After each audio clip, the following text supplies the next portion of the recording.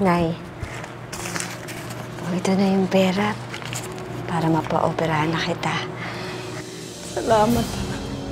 At anong kinikita mo na pupunta sa akin? Akin ang pera.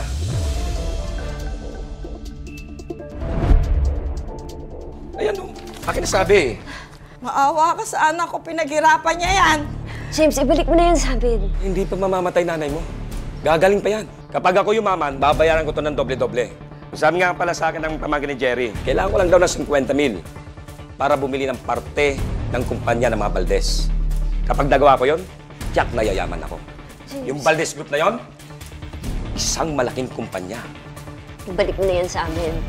Para yan sa pagpapa-opera ng nanay ko. Sige na. Sige na, James. Pinipigilan mo ako para yumaman? Ha? Pinipigilan mo ako?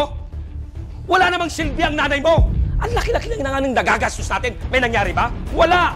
Baka walang iya mo! Totoo naman pabigat ka lang namin sa amin Mabuti pa, gamitin ko lang tong perang to para sa pagpapakayaman sa akin. O alam ko lang na ganyan ang ugali mo, hindi ko na pinilit yung anak kong magpakasal sa'yo! Oo, yun naman pala Dapat naman palang ikaw ang aking pasalmatan, tanda. Kasi gusto yung nanay mo Baka atakihin pa yan. Walang iya ka! James! Sige na, anin ba? Sige mo ng nanay mo. Para to sa mga Valdez. James! Walang iya! Napaka-walang iya niyang tao na yan! Nay, kumalma ka. Nay?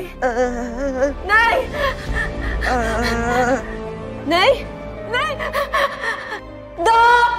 Nurse!